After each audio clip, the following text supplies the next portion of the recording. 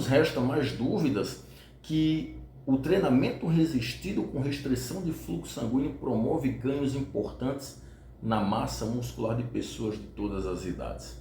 A literatura já mostra isso de uma maneira muito consistente, inclusive não demonstra isso apenas com a modalidade de treinamento resistido, mas com outras modalidades, como por exemplo caminhada. Estudos têm demonstrado que o uso da restrição de fluxo sanguíneo feito com a modalidade de caminhada promove ganhos significativos de massa muscular na panturrilha.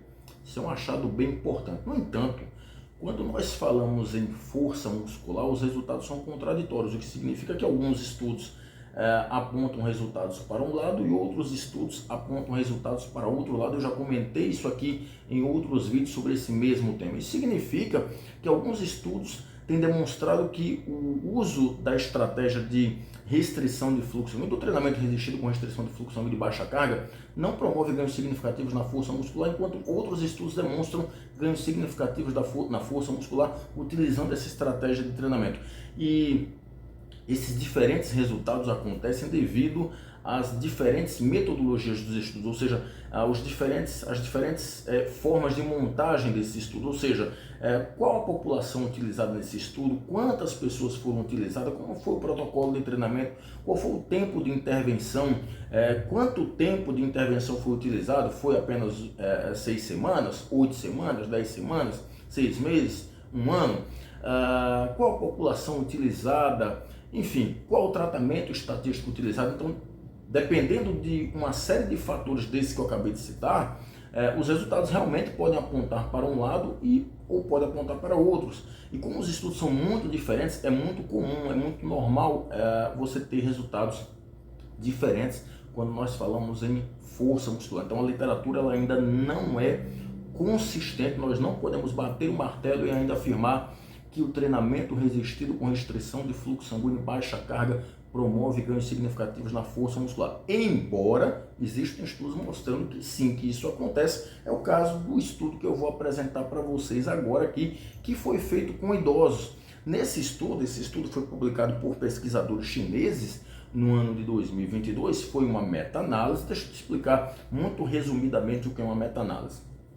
Uma meta-análise é um tipo de estudo onde você pega outros estudos que investigaram o efeito, por exemplo, do treinamento resistido ou de outra modalidade, utilizando a restrição de fluxo sanguíneo nos ganhos de força muscular em idosos. Então eles vão analisar esses estudos, vão juntar todos esses estudos, fazer um tratamento estatístico e a partir desses estudos vai se emitir uma conclusão.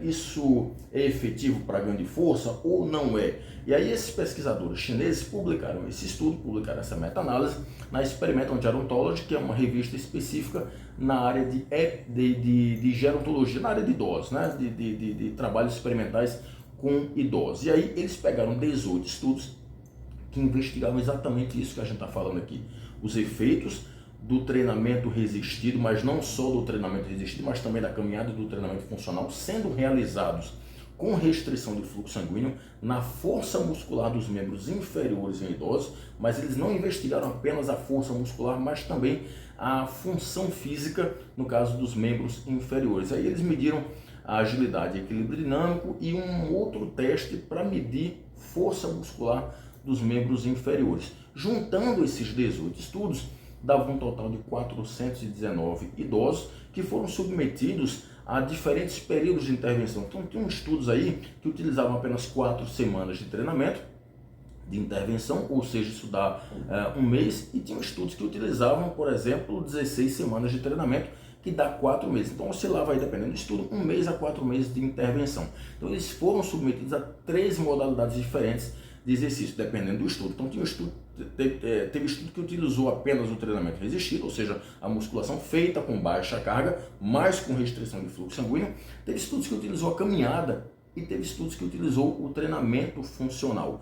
E aí eles foram submetidos ao treinamento 2 a 3 vezes por semana. E quais foram os resultados? Vamos começar pelo tema principal do vídeo, que é a força muscular. O que é que eles observaram em relação à força muscular? Eles verificaram aumentos significativos na força muscular dos membros inferiores desses idosos. Nesse estudo, nessa meta-análise, utilizando 18 estudos, esses pesquisadores verificaram que não só o treinamento resistido com restrição de fluxo sanguíneo e baixa carga, mas também a caminhada com restrição de fluxo sanguíneo e o treinamento funcional com restrição de fluxo sanguíneo causou ganhos de força significativos nos membros inferiores dos idosos. Você pode me questionar como é que o treinamento de caminhada promove ganhos na força muscular dos membros inferiores em idosos. Pois é, se essa caminhada for feita sem a restrição de fluxo sanguíneo, é muito pouco provável que você verifique ganhos significativos na força muscular dos membros inferiores dos idosos. Mas, se essa caminhada for feita com restrição de fluxo sanguíneo, pode ser que você verifique ganhos significativos na força muscular dos membros inferiores em idosos.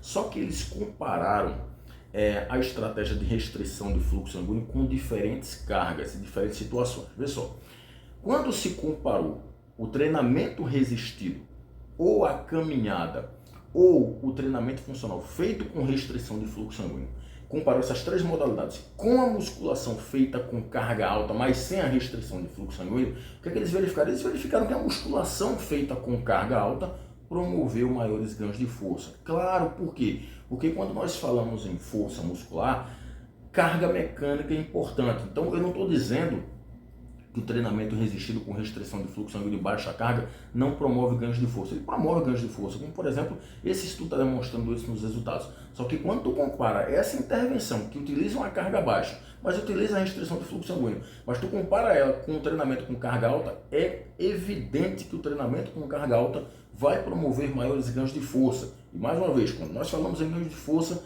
a maior carga mecânica é importante. Então, se você aumenta a carga, você vai verificar maior ganho de força naquele tipo de exercício, naquele tipo de treinamento. Carga mecânica é importante para ganhos de força. Mas, quando se comparou o treinamento resistido, a caminhada e o treinamento funcional feito com restrição de fluxo sanguíneo, com o treinamento resistido com carga leve, mas sem a restrição de fluxo sanguíneo, o que eles verificaram é que, por exemplo, o treinamento resistido com restrição de fluxo sanguíneo e baixa carga, inclusive a caminhada com restrição de fluxo sanguíneo e o treinamento funcional com restrição de fluxo sanguíneo, promoveu maiores ganhos de força. Não sei se eu confundi muitas ideias aqui, mas deixa eu repetir.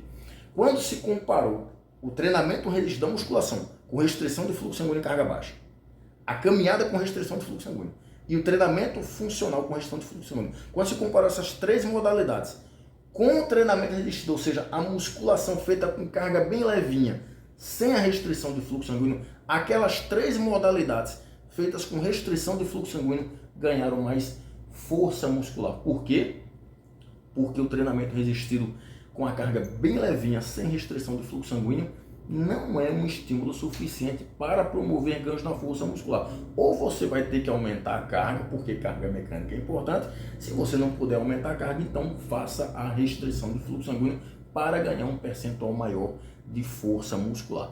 Mas os resultados não se limitaram apenas a verificar a força muscular dos membros inferiores dos idosos. Eles verificaram também a função dos membros inferiores.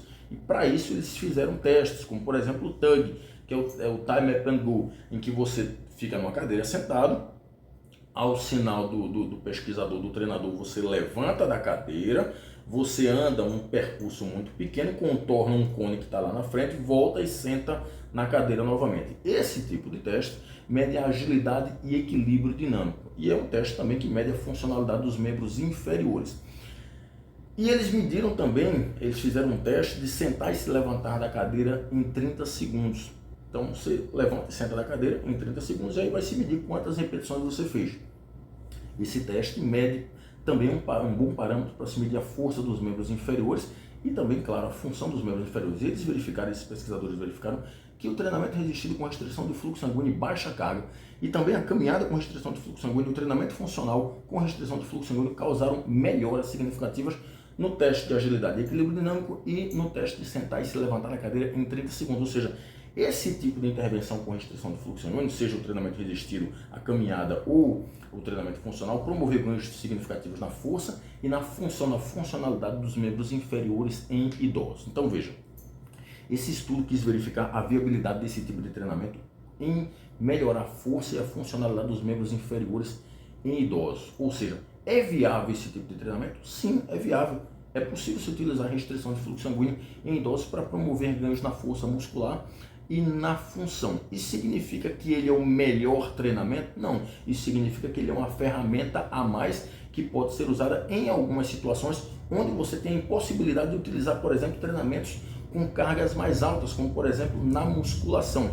Agora, se você consegue treinar com cargas mais altas na musculação sem precisar utilizar restrição de fluxo sanguíneo, você pode utilizar o treinamento tradicional da musculação com cargas mais altas, porque esse tipo de treinamento também funciona. Quando é que o treinamento resistido com restrição de fluxo sanguíneo e baixa carga pode ser utilizado por idosos para aumentar força, massa muscular e função física nos membros inferiores? Quando o idoso tem alguma limitação articular que impossibilita ele mobilizar cargas mais altas, por exemplo, uma artrite, uma artrose ou alguma lesão crônica que impede ele fazer exercício com cargas mais altas. Mas se ele consegue treinar com cargas mais altas sem utilizar restrição de fluxo sanguíneo, você pode treinar com o treinamento tradicional, ou seja, utilizar a prescrição, por exemplo, de 8 a 12 repetições, utilizando uma carga mais alta, porque esse tipo de treinamento também funciona. Por que eu estou falando isso? Porque existem alguns relatos de alguns efeitos colaterais relacionados ao treinamento com restrição de fluxo sanguíneo e baixa carga,